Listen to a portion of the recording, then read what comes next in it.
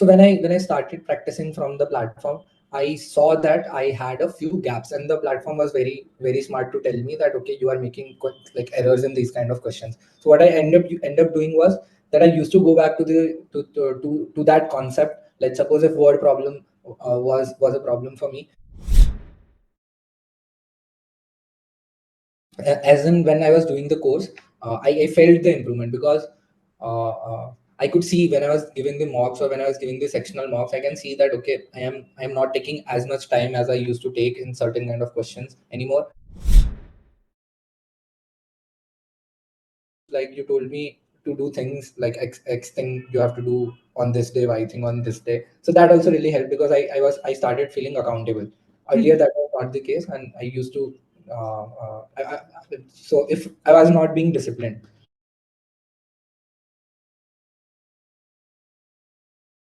Hi, everyone, and congratulations, Darshit, on the amazing improvement to a 695, 70 points in 40 days, improving to a Q88, a V85, and a D80. How do you feel? Yeah, I feel amazing. I think that I missed a couple of questions and I could have scored more, but yeah, it's fine. I feel all right. I feel amazing. Okay, now I can focus on my applications at least. Wonderful. So I've been your mentor over these last almost 2 months, and I know you pretty well. But to our viewers out here who are meeting you for the first time, tell us a little bit more about yourself. Yeah, so hi everyone. My name is Darshit, and I have studied engineering and I graduated in 2020 from IIT Kanpur. Post that, I have worked on a couple of startups, and yeah, it feels like right time for me to do an MBA right now. And apart from that, I also run a Instagram page. It's on Rumi poetry. It's called Jalaluddin Rumi. Yeah. So apart from that, I do that. Wonderful. So, you know, working in startups by day, Rumi poetry enthusiast by night. And now the GMAT is also something that you've accomplished, right? And I know that on the GMAT side, we've had a lot of ups and downs, but if you've had to look back and look at your journey from 625 to 695, what really stands out as the biggest struggle or the biggest worry that you had to overcome? Yeah. So I improved in quant from a Q81 to a Q88. So biggest struggle was for me was actually in quant, and that is very very surprising to me also. When I started, I thought that okay, quant would be the most easiest part for me. But as I started giving mocks and as I gave my first attempt, I came to know that it's not as simple as it looks, at least. So yeah, so that was the most important, like the major impact that created in the score, and that was because like I was not I was very confident on my concepts, at least. So if I was practicing in an untimed manner, I used to get like almost all the questions correct. But as I started giving mocks, or when I used to practice in a timed manner, I used to get I used to take a little bit more time in some of the questions, and because of which my whole section used to suffer. So Mhm. yeah, that was the major improvement that I felt happened from my first attempt to the second attempt, at least in quant. Mhm. And in verbal as well, like in my first attempt, my RC was not uh, very great. Mhm. So during the second attempt, I focused more on like I focused on this question while reading the RC passage, that why has the author written this passage. And once I started reading the passages from that angle, I started improving my RC, and that's what happened in the RC. Yeah. Understood. Okay. So two very, very good points. Let's hone in on that quant side a little bit more, right? So like you said, you thought going into this quant would be the easiest part, but it's where we made the largest improvement, 7 points from Q81 to Q88. If you had to break it down step by step, right? How did we go about making that improvement a reality? Yeah. So earlier, when I gave my first attempt, at that time, I what I used to do was that I know the concepts, so I was a little lazy on actually practicing a lot of questions from that section. So what ended up happening was that during an exam, during the official exam or during a mock exam, I used to I used to do some questions very fast, and then some questions it used to take me a lot of time, and it varied across the concepts. Like a few concepts, it used to take me invariably a lot of time while doing the questions. So after my first attempt, what I did consciously was actually seeing this pattern that okay, I am taking a lot of time in a particular concept, and that is because I know the concepts, but I don't know exactly the steps in which I have to apply it. Because I think in GMAT it is very important to uh, do questions in a certain process so that you don't end up taking a lot of time. Because let's suppose if 21 questions come in quant section, then almost 16, 17 questions will be such that it does not require you to think a lot. It will just happen like as soon as you see the question, you know what to do. But then the rest of 4 or 5 questions you'll need a lot of time. At least with me it was the case that I have to like put in more time in those questions, and that will only happen if I do the rest of the questions very fast. And for that I need to have that process in my mind, and I don't have to think about what to do. I just should know what to do after reading the question. Understood. So I know that, we actually broke this down. So you practiced on the scholar training platform, and then we went back into the course. You did particular learning activities, and we bridged those gaps, right? So that, like you said, you don't have to think about what do you do. You just went in and executed. Yeah. What did you learn in those particular files that helped you accomplish this goal? What particular skill sets or processes really came into play?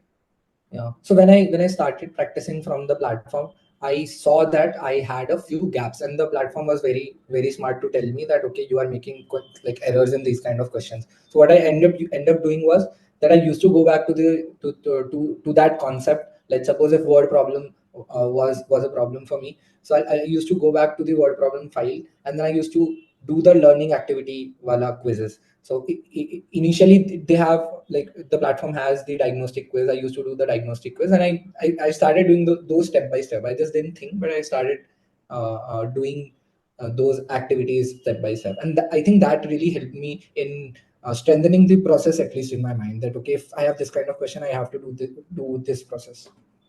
Understood. So it just reinforced the ABCs of what you needed to do. Yes, kind of like that. Got it. Okay. And how did you actually see this change happening? Was it when you went back and practiced again, or just even as you did the questions on the course, did you really feel that improvement occur? Yeah, so as in when I was doing the course, I felt the improvement because I could see when I was giving the mocks or when I was giving the sectional mocks, I can see that okay, I am not taking as much time as I used to take in certain kind of questions anymore. So yeah, I could see I could feel the improvement as well. Wonderful. So that I'm really glad that I'm sure that visual reminder was also really helpful, just as you were kind of making those improvements, making those changes, just knowing that, okay, things are paying off in the right direction must have been a relief, right? Yeah. So now, you had verbal in quant in place, and you mentioned RC very, very briefly. Now, as a lover of poetry, I'm sure reading and getting into the meaning of things is not new to you, right? But how did you precisely change the way that you read for success on GMAT Verbal? Yeah. So this is like this is same for both CR and RC. Mhm.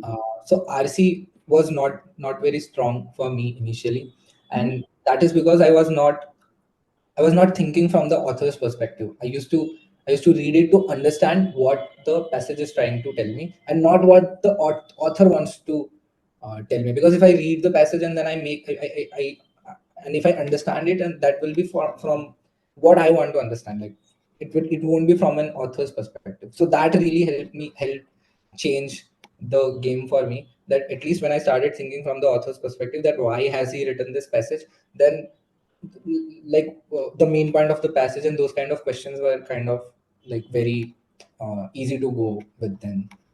So that really helped me in RC. And for CR, I think I used to do this earlier as well, that I have to identify the conclusion. But once I started reading RCs more like consciously, then the same also happened with CR also. So in CR also, I started reading very consciously and started figuring out what exactly the conclusion is. And once that is done, then I think that, yeah, 30 or 40% of your work is done. Fantastic, right? So this is really where we focused our improvements on as we worked the quant side, like a little bit of RC, right? And if I remember correctly, also you spotted this RC on the Reddit side as well through one of our posts, right? So Yes. that's really how you dropped into it. But throughout all this, throughout the structure that the course gave you and so on and so forth, I was also there in the background mentoring you as part of the Last Mile Push program. And you were in that the Last Mile Push program for the entire duration of your prep. How did having someone in that mentor position help you make this improvement of 70 points? Yeah. So what happened was that I didn't have any mocks left after my first attempt. So when I started giving the mocks on the e-GMAT platform, I remember that one first mock, I didn't score very well. So I was very disappointed that okay, what should I do now? Like I at that point I was thinking that okay, I should just quit giving GMAT itself. But then I had a chat with you, and you told me that okay, you made a lot of silly mistakes. It's fine. You can give another mock the next day. And then when I gave a mock next day, then I scored a really good score that day. So one was I did have a moral support at least, and if someone is telling me that okay, this is possible, so I was like, "Ki, theek hai, I shouldn't listen to my brain a lot and just do what she says." So I started doing that. And the other is the structured approach. Like you told me to do things like X thing you have to do on this day, Y thing on this day. So that also really helped because I started feeling accountable. Earlier Mhm. that was not the case, and I used to. So if I was not being disciplined, so now when I had accountability, so that also changed. Fantastic, right? So it seems like that journey of 70 points, a lot of it was, if I can put it succinctly, about bringing structure into prep and being very, very precise about what you were doing, correct? Yes. Yeah. Understood. So, we did all this. You had those good mock scores towards the end, right? And overall, we plugged in all of these gaps. So on test day, did things for quant and verbal play out how you'd hoped to? Also, quant, yeah, quant. So my sectional order was quant, then DI, and then verbal. Mhm. And quant, it was all right. So when I gave the quant, I was stuck in two questions, but towards the end, I changed them from correct to incorrect. Sorry, from incorrect to correct. Mhm. And yeah, it worked out. In I got stuck in one of the questions and I spent upwards of 8 minutes in that question. And this was around eighth or ninth question. And that actually, because of that, my DI got very bad, and I made a lot of mistakes in DI in the second, like later half of the section. And in verbal, it was fairly similar to what I have experienced in mock. Yeah, so quant and verbal, it turned out how I expected, and DI not so much. Understood. That's okay. I think DI overall, you're still at that 80, which is a solid score. It shows that you do have that strength there, right? And it's balanced with exceptional abilities on the verbal and quant side. So I think overall, a really, really well done job, right?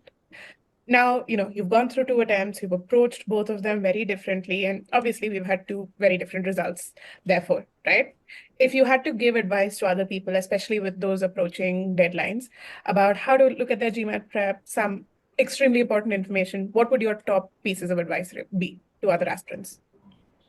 So one thing that I learned from GMAT was not about GMAT, but it was about myself, like how I think, and because of that thinking pattern, I was scoring certain scores.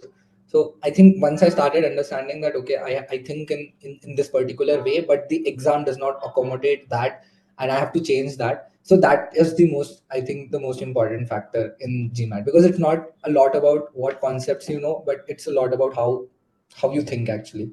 So yeah, I think that is one, and that is what has helped me. So I don't know anything else, but yeah.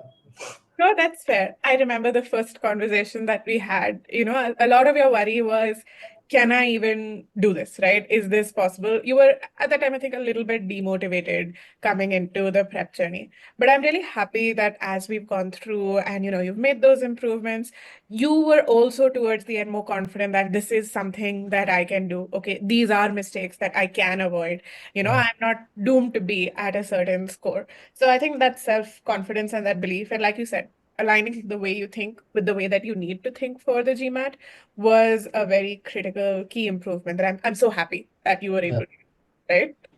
But good. I'm so happy to have been your mentor through this. I'm so happy for your amazing success, right? And I'm so excited to see everything else that you'll do over the next coming months with this amazing score, right?